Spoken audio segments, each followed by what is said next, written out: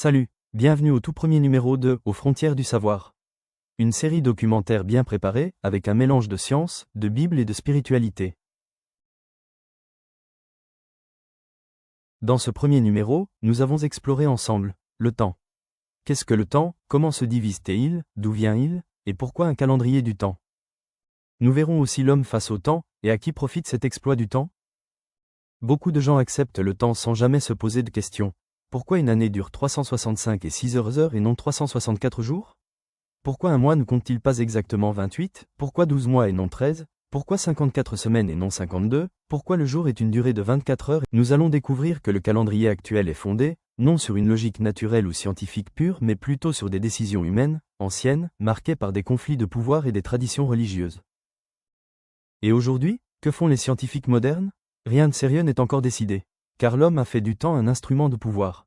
Et face aux politiciens, scientifiques et chefs religieux, la population humaine est comme un enfant qui doit obéir même en dehors de sa volonté par peur d'être observé et puni. Mais le vrai problème par rapport à tout cela et plus encore, c'est que, scientifiques, chefs religieux et politiciens ne veulent travailler ensemble pour le bien-être de l'humanité puisqu'ils se battent entre eux pour avoir le contrôle total du pouvoir, du temps. Mais ils s'entendent pour faire de nous des prisonniers du passé et non maîtres du futur. Beaucoup d'hommes sont prêts à faire l'effort de comprendre, mais la majorité préfère rester prisonnière des idées anciennes.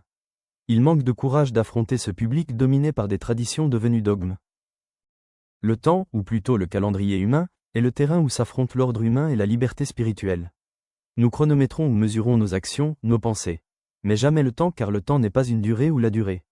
Le temps un système, mais l'horloge est un outil mécanique inventé par l'homme dans le but de chronométrer l'évolution de l'homme et non pas pour mesurer le temps. Le temps ne se mesure pas, il est un seul avec l'espace. Et ce que vous voyez défiler là, dans la vidéo n'est ni l'espace, ni le temps. Ce sont plutôt des dimensions de l'univers sur forme d'éléments ou précisément élémentaux, air, feu, eau et sol, qui sont indissociables entre eux mais aussi à l'évolution de l'humanité. Oui, nous avons inventé un temps relatif aux secondes, minutes, heures, jours, semaines, mois, années, centenaires, millénaires, d'où un cage. Non, le temps n'est pas un cage, c'est une porte qui s'ouvre vers le vide. Et le vide, c'est là où se cachent tous les secrets de l'évolution. Visiter le vide, c'est découvrir la vraie liberté, la vraie connaissance, et notre vraie valeur et mission durant cette expérience différente de ce qu'on a vécu avant et de ce qu'on aura à vivre après. Alors ouvrons cette porte, le temps, ensemble, entrons dans le vide, profitons de ce voyage pour déguster l'arbre de l'harmonie. Un arbre qui nous permettra de voir, de vivre et de comprendre différemment les choses qui nous entourent non pas de façon imposée mais plutôt avec œil réaliste. Ce lieu, le vide, il est en nous. C'est l'éveil du silence intérieur.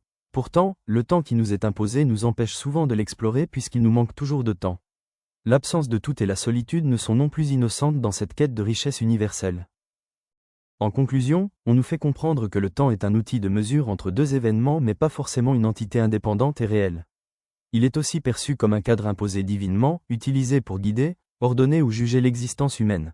Ce temps dont on parle est œuvre humaine, durée, contrôle et semble être indépendant de tout. Mais en réalité, le temps n'est ni une simple durée, ni un outil de contrôle ou de mesure. Il est bien plus, la porte invisible qui s'ouvre vers le vide, le coffre scellé où résident toutes les vérités cachées. Le temps ne peut exister seul. Il est indissociable de l'espace. Le temps et l'espace forment le tissu même de la réalité, un flux silencieux où se tissent les lois de l'univers, de l'être en tant qu'esprit ou dimension de l'univers. Merci d'avoir suivi le premier numéro de la série documentaire Aux frontières du savoir, et à bientôt pour le prochain numéro. N'oubliez pas de commenter et de partager ce numéro. Bye.